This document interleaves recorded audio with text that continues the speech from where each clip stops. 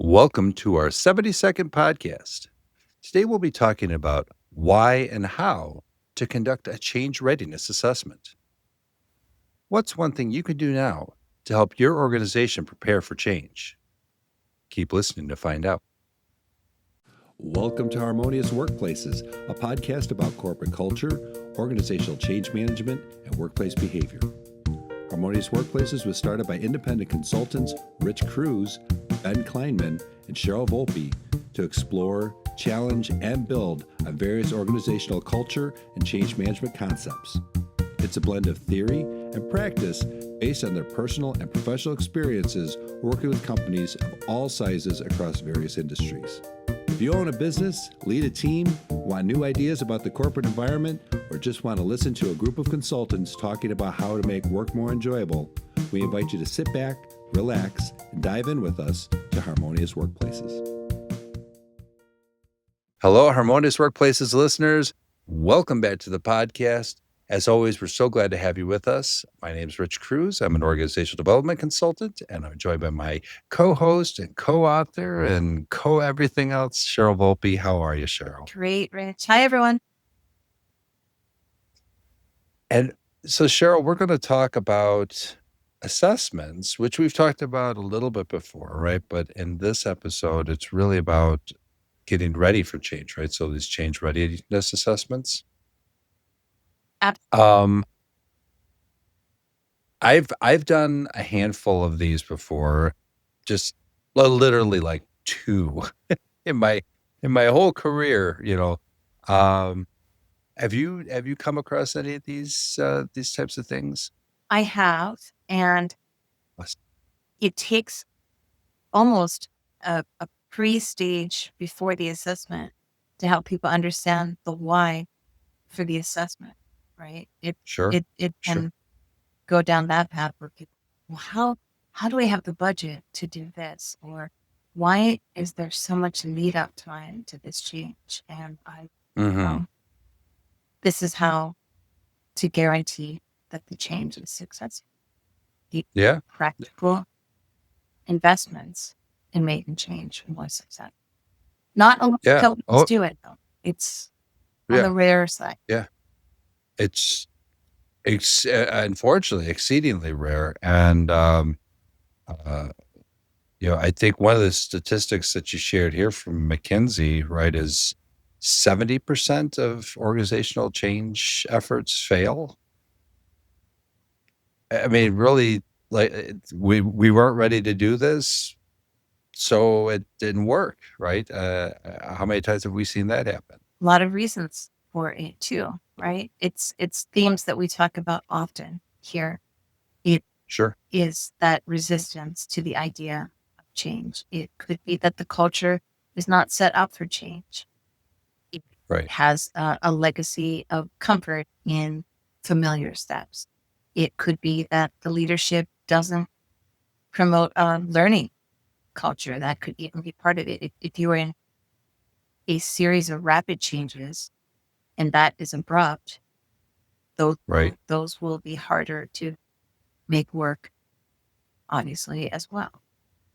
Yeah. Yeah.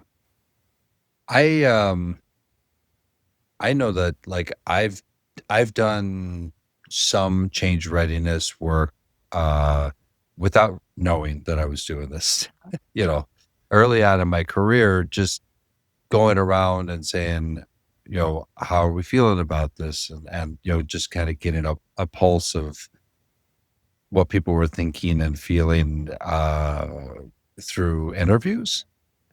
And, I can totally see that, if people feel like I don't have enough information, I don't think the leadership is telling us what we need to know, all of that stuff, that the fear is just going to be super high. And it also has a lot to do with where the company is when these conversations start to happen, right? Yeah. Like you said, there's a fear that these questions are coming because my job is on the line, or these questions are aimed at rooting out problems that may or may not be there. And that's why it's important that the why for those processes are important. I love how you said that you didn't realize that some of those processes were related to change readiness, which is different though than discovery, right? Discovery Sure. stages and research into the current status of things is Hmm. could lead up to a change, but Sure. research and analysis of the current operation in such thing as a discovery project is different than change readiness, right? Right. Yeah. Yeah. Yeah. Yeah. Yeah. Now, I think that there are some statistics that you shared in our show notes here. Like, again, you said like 70% of organizational change efforts fail, but uh, it makes sense on the other side, right? That ProSci, which is they're the ones who have the ADCAR model, right? Our first acronym of the day, by the way. Uh, Yay! That was what we're like less than 7 minutes into this thing. So, but yeah, they're like 2.5 times more likely. That's like 250% increase in your ability to have a successful change outcome by just making sure your people feel like they're ready, right? Right, right. Yeah. And when you had to roll out these assessments in your experience, were there Hmm. off the shelf tools that you used, or were they processes that had to be built from scratch? Uh, Great question. And so one time we had a third party vendor that had their own assessment, right? Their own instrument of some kind that was very similar to the CRQ, the Change Readiness Questionnaire, I think is what it is, which I've used, and that was off the shelf. But theirs was really geared towards their specific. This was a software implementation, so it was very much geared towards a specific. What's your level of, how do you feel your level of proficiency is on this, that, or the other thing, within the software. So, but at the same time, it wasn't administered across the entire organization at least the entire user base, right? So they only picked like a sample. So I'm not sure how accurate or reliable that particular one was. I think you do need to have a pretty good amount of people.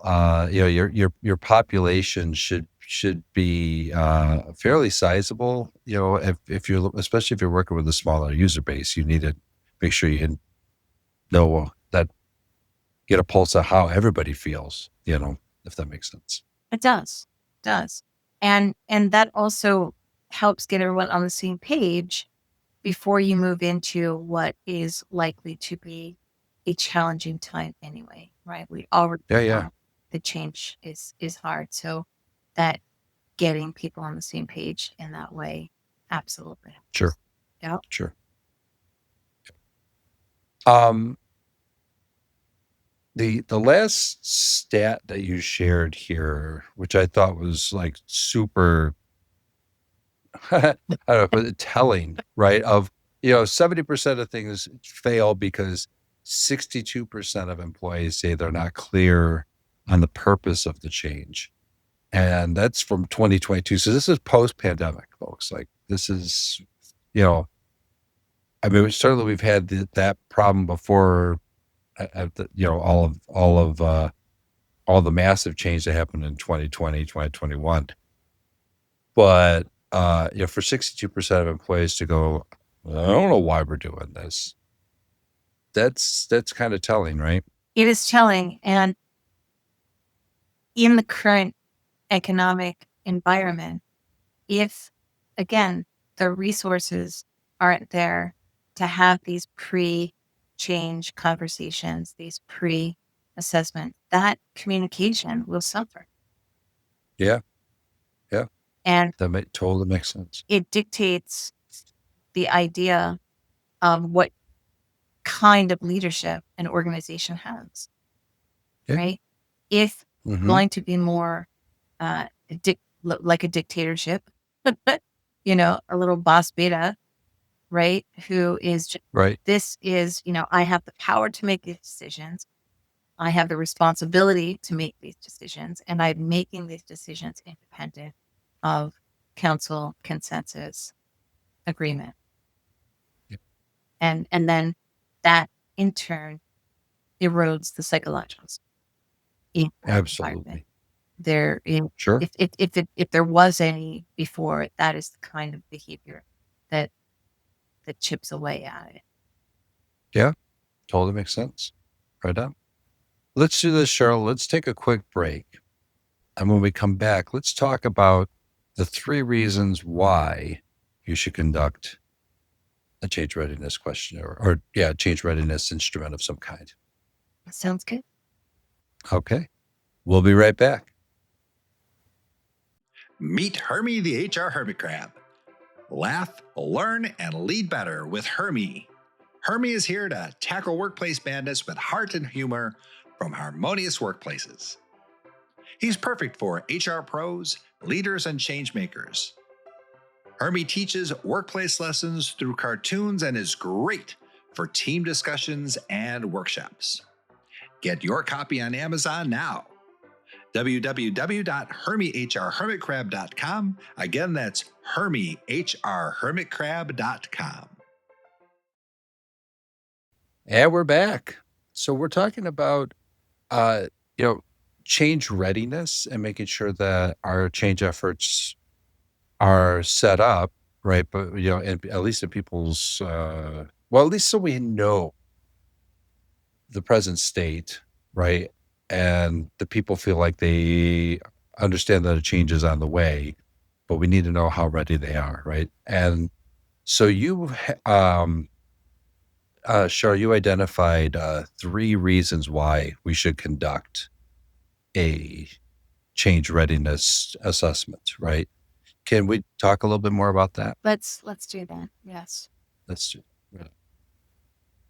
So one of these was identify the barriers before they derail the initiative. And Right. that has to do with what we were talking about a little earlier, in that there could be cultural resistance if the culture is not set up to anticipate change or learning. Even a change could be learning new software, learning a restructuring, learning new philosophies. It could be because of new leadership alignment. It could be after a mergers and an acquisition, right? That would even be very disruptive change. But sometimes those happen quickly too. You are not necessarily given opportunity to have any change readiness, and mergers happen beyond the people's input very often. So it's disruptive, but there's not a lot of time for change in that, because there's a lot of unknowns. Talk about there could be changes in budgets. There could be an extreme lack of resources for things that there used to be resources for. So And there's so many times where you're in the middle, and it's not just change, right? It's any project where if you don't plan ahead, you're going to run short on those resources that you need. It's such an important part of anything that we do in business. So, and to your point, if resources are an issue, it can be less expensive to mitigate some of these risks before a change happens. It definitely absolutely can be easier, and because it can be easier, it can be less expensive. And it's not a good idea to encounter these challenges when the change is under. That's right. Yeah. Yes. And yet, How many times do we have that happen? Right. Right. Yeah. Another reason is to align the stakeholders in any situation. There, you Sure. want to know what their concerns are, and stakeholders are from frontline to your executive management team, right? Everyone Yeah. stakeholder to your clients are stakeholder. That, Your vendor. yeah, that's so important, right? I mean, so many people are like stakeholder. Oh yeah, it's the bosses, right? Or it's the shareholders, right? We get that in bigger companies. But yeah, you're right. The stakeholder is, well, it's in an open system, right? It is everybody that's involved in that. It can be vendors, it can be the customer, it can be, of course, everybody who's on the line, management, all over. Yeah, absolutely.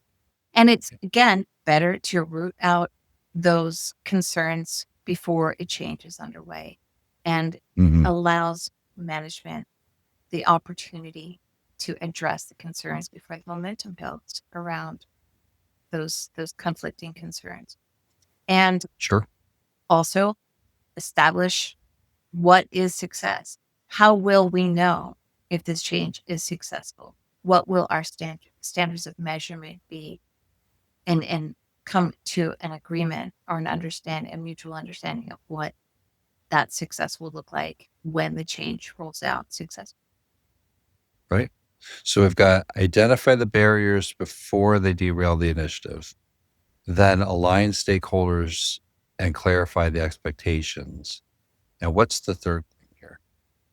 Building commitment, and which is not the same thing as compliance, right?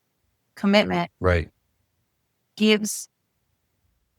giving your teams the opportunity to voice their concerns, giving them a sense of agency early in the process builds commitment and not just this is what you're going to do.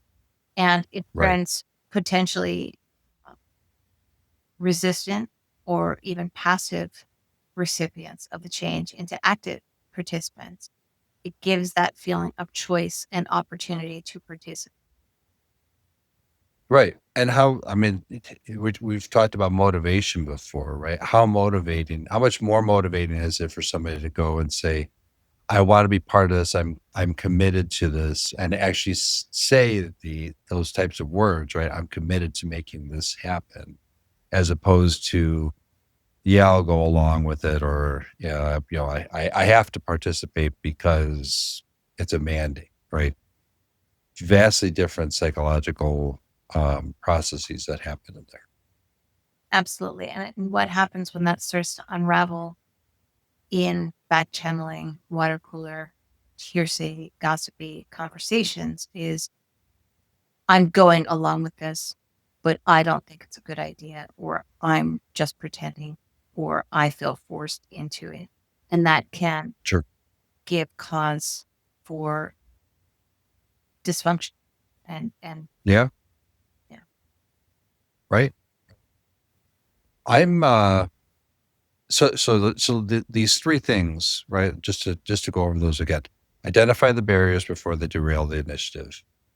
Align the stakeholders and clarify expectations. Build commitment, not just compliance. That's a powerful set of reasons why we need to, prepare, for change through conducting some kind of an assessment. And when you look at it like that, it makes it seem outrageously an outrageously bad decision not to do it. Right. I think, with these kinds of benefits, why wouldn't every company do it? And again, some of the reasons companies don't, budgetary reasons, leadership style, right? Yep. And the budget isn't always even monetary. It's, how do we budget the resources needed, right? Like, if I got to take somebody off the line or out of this management part to, take care of this assessment, they're not producing their normal operation, right? Otherwise, I got to procure an outside source to do this, so my costs go up, right? There are certain reasons why people are resistant to doing that, and at the same time, the stats are there that being ready or at least understanding the level of readiness can make a difference in your outcomes. Absolutely. So let's do this. Let's take another quick break, and let's just talk a little bit about how some of these assessments can be done. And I'm going to share a little formula that I learned from Alan Landers, who taught my OD and Change Leadership course, because I think that this formula he shared can be really helpful to think about. So, Can't wait. sound good? That's Right on. We'll be right back. Dysfunctional organizational cultures and poorly managed transformations can devastate employee morale and motivation, leading to disengaged employees, poor work quality, and the loss of your best people. The impacts to your organization include high costs, low productivity, and wasted resources. At Harmonious Workplaces, our purpose is to help you build the best workplace possible. We are advisors applying proven organizational development and industrial organizational psychology methodologies to help you become your best organization. We are doers, using time-tested principles to help you execute organizational change initiatives smoothly and successfully. To discover how Harmonious Workplaces can impact your organization, visit www.harmoniousworkplaces.com and book a free 30-minute information session with one of our consultants today. Again, that's www.harmoniousworkplaces.com. And we're back. So, Cheryl, we've been talking about change readiness, and talking in the last segment, we were talking about some of the the reasons why you would conduct a change readiness assessment. Now, some of the nuts and bolts of how these assessments are done, right? And so there's using numbers, right? Quantitative ways of doing this, and then there's also the qualitative way, right? Like actually having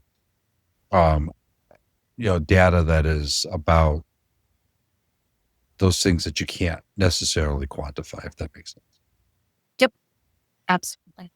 And the first stage, of course, is the qualitative, right? What kind of change is coming? Is it, again, as we were talking about earlier, is it on what scale? Is it technology? Is it cultural? Sure. Is it leadership? Is it any number of organizational impacts? Is it? Yeah.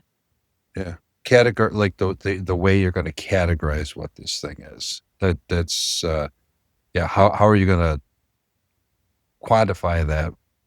Is probably going to be really hard, but that categorization makes all the sense in the world. It's like now you have a pretty good idea of your stakeholders and what those needs are. So that makes a lot of sense. Right. And this may sound really obvious, but what does ready look like? Right?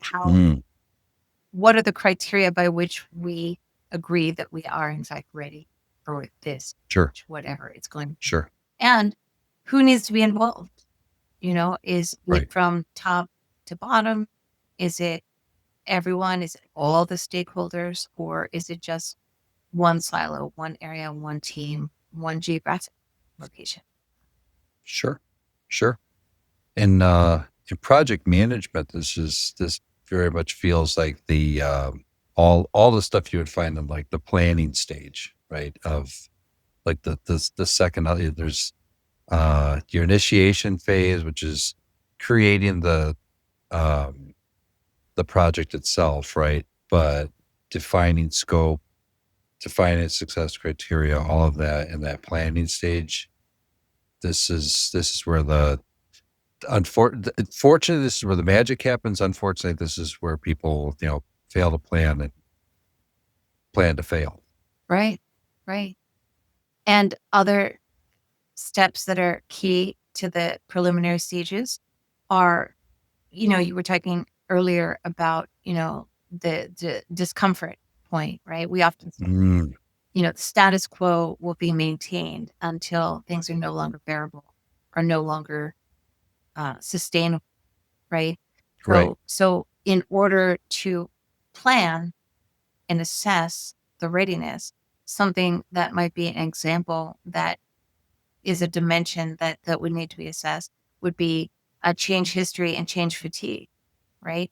Oh, yeah. Something that needs to be looked at, is this next change coming in at the end of a series of a lot of other changes? That's just one dimension that a company can look at and say, hey, are we trying to do too much too soon here? That is a part of Sure. this. Sure. Where is our culture right now? Is there too much instability right now to even put another change? Will this change break the card, essentially? Yep. What That are the makes sense. communication channels? What are we going to use to communicate the change? Right. Is it going to be, we often talk about people learn in different ways. So Right. a diverse menu of types of communication will be helpful. Which ones are we going to use? Yeah. Yeah. Yeah. You can't sustain a change effort without adequate communication. We've talked about that over and over again. Yeah, makes sense. Right. And another dimension to discuss and evaluate and assess in these early stages are, where are the employees right now? What is the level of trust? What is the Right. morale? Do Sure. we know? Right. Right. So, Makes a lot of sense. it could be all of these dimensions that we need to look at, or just one or two. Yeah. I I think I mentioned before we went to the break that Alan Landers from the Drucker School of Management and the OD Organizational Development and Change Leadership course talks about there's a formula that addresses some of these key dimensions that you were talking about. And the formula is that you can have change, successful change, if the level of dissatisfaction times the vision of what the outcome is going to be, the practical first steps that you can take towards this, right? So what are those things that will actually get the flywheel started? A process for sustaining the change. If all of those, right? So dissatisfaction, positive vision, practical first steps, and the process for sustaining, which includes those communication channels, the resources, all of that stuff, right? If all of those are greater than the resistance to change, you can have some success, right? But if you've got a heavy amount of resistance and people are like, nah, I'm just not going to do this, all those other things, if the valence is higher on the resistance end, you're going to be in that 70% of failure. Makes sense. I love it. Can we put that in the show notes? Is there a graph? Certainly. There is something that I'll share. I'm not exactly Make sure one. what yeah, I'll make something. We'll put it in there. It's a bunch of people pushing the triangle off, either off a cliff or holding it, right? Teetering. Oh, I Do love we it. have enough? Do we have It's enough of this to keep that from falling, right? That's really, nice. really. Nice. That feels like there's might be a Hermie I cartoon in feel like there. there's a Hermie cartoon. So, and what are the elements that go into that equation, right? You have to gather the data, and that is the Right. next stage of how you Sure. conduct these readiness assessments, and how do you Yeah. get that data, which is different than discovery of a project that we were talking about earlier. A discovery phase of a project is different than the gathering data stage of a readiness assessment. And Yeah. Although similar tools can be used for both surveys, interviews, Mhm. focus groups, getting the people that are going to be involved with this change to talk. And again, it's what are your concerns? What are your questions? There may be ideas on how to get teams more motivated or to increase morale around the change from these kinds of conversations. Yeah. Yeah. One of the survey instruments that I've used fairly recently, is the CRQ, the Change Readiness Questionnaire. And I might put an example of that in the show notes too. But um, some of the things that we measure it's a survey, right? And it's on a Likert scale, right? A 5-point scale. Um, and we look at the perceived need to change, the history and predisposition of the company towards change, executive leadership support, capacity uh, and capability to change, alignment to the organization's goals and strategies, clarity of vision, attitude and support, and then the resistance, right? So um, it's a fairly comprehensive but very easy to administer um, self-assessment, really. And then you could take the information that you're gathering from this tool, which can be administered with paper, or it can be done with some kind of technology based, like a Qualtrics or some other survey platform. So you can get some statistical analysis. I think when you can do something like that, especially using those Likert scales, because you can really get um, a good read on the level of where people are, in their readiness. Um, that I found to be very powerful in the storytelling to the executive that's the sponsor of the initiative, right?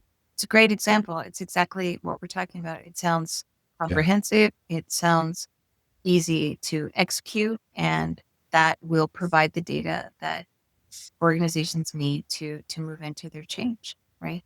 yeah. Are those But to your effect, though, it doesn't. You should validate with the other things you talked about, though, those interviews, focus groups, document reviews, of processes and all that stuff. All of that is critical. This is just one component. right? And use early in the process, then the focus groups, interviews, conversation could happen afterwards once that data is acquired, Right. right? Absolutely.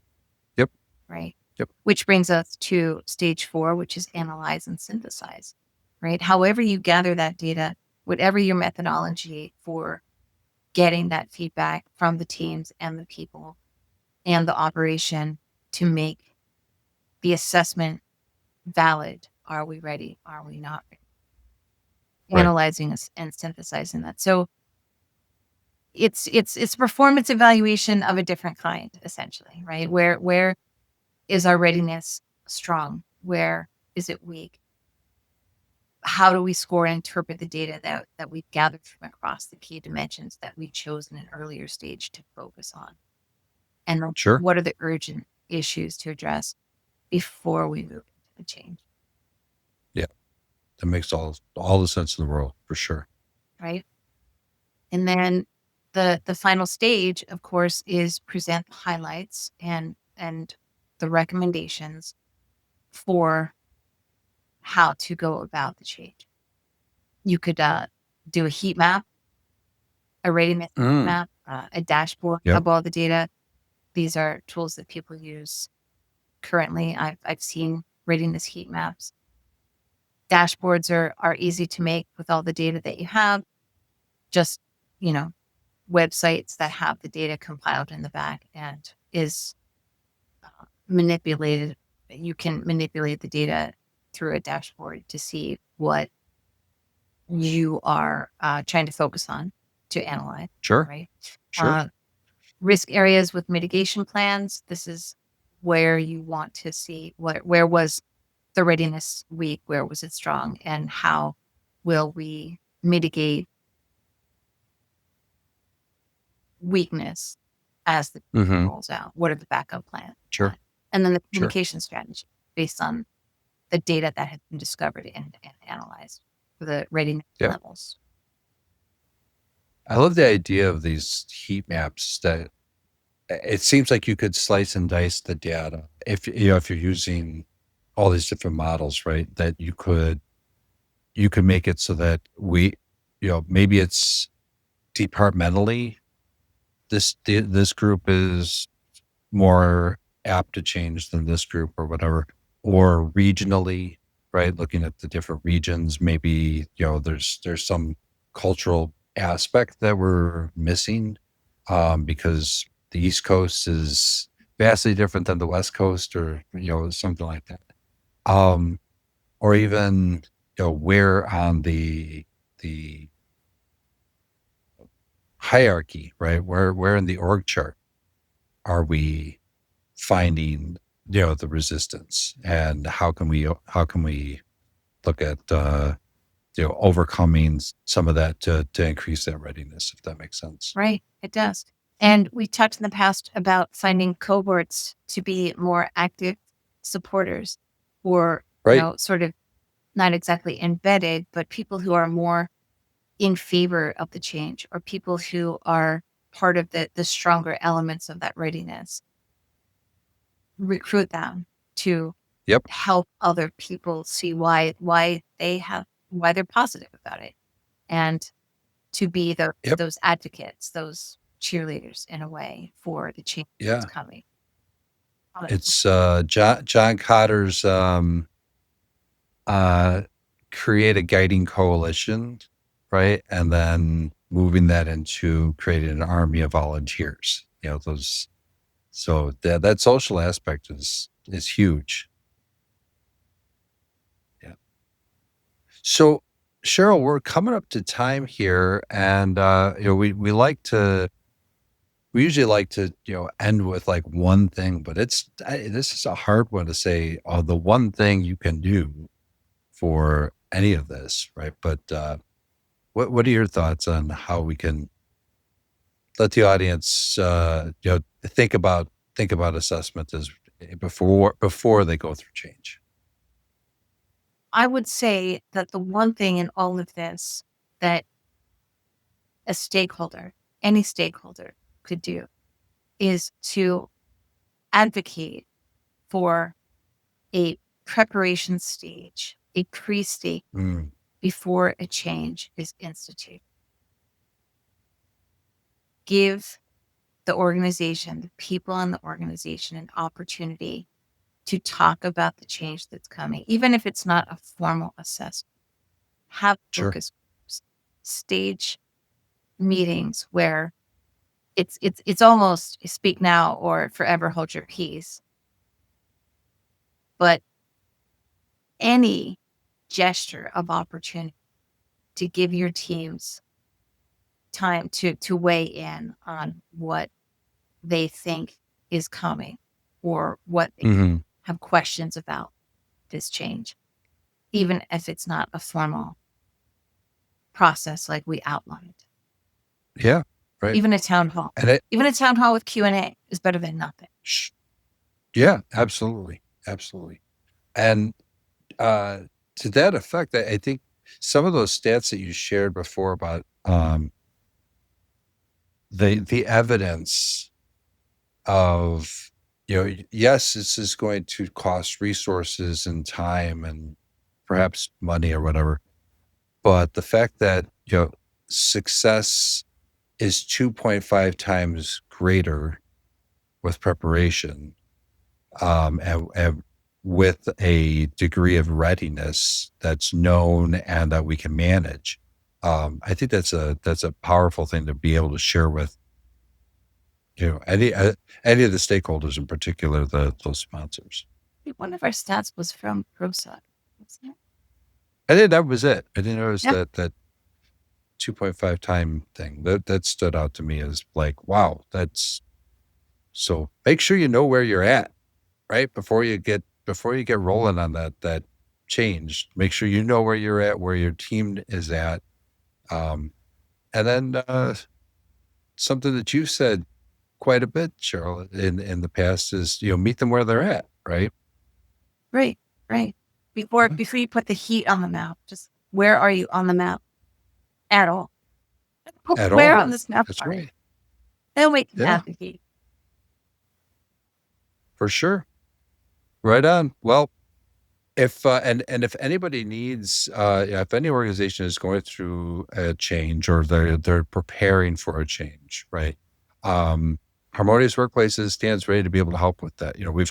We've helped organizations through change and helping them to assess that. So if you go to the website at harmoniousworkplaces.com, drop us a line. We'd love to be able to help and talk you through, what's bugging you and what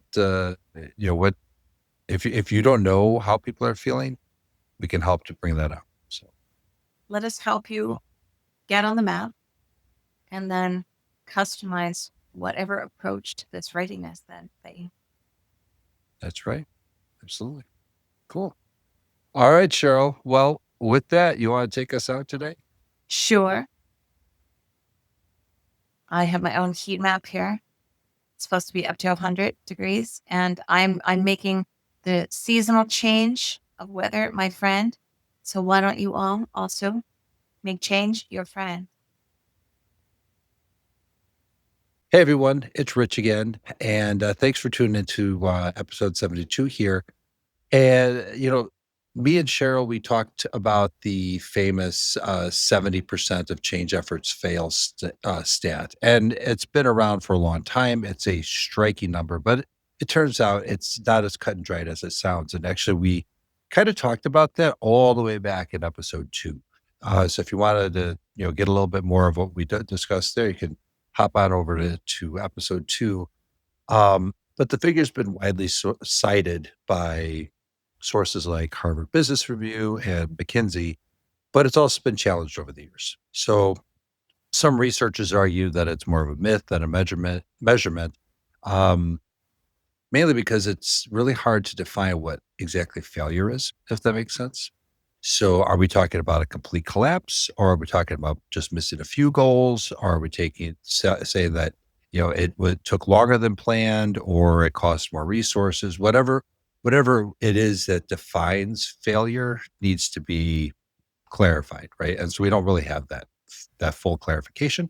So in reality, change efforts fall somewhere on a spectrum. It depends on a lot of different factors, right? Again, the KPIs that we're measuring. It also depends on industry. It depends on what kind of change it is, right? So some succeed fully, some partially, and others struggle to stick at all, right? So more recent studies suggest that failure rates can range anywhere from 50% to about 80%. So, a wide swing there. It could be even lower than 50 or higher than 80, right? It just depends on what you're actually measuring there. So it depends on the complexity of the change and how well the change management is handled, essentially. So while 70% is useful as a cautionary tale, so I still think you're going to have fun and learn something from this episode. Just know that it's not a fixed rule. And as we like to say around here, continue to make change your friend, because with the right approach, it doesn't have to be your enemy. Thanks for listening.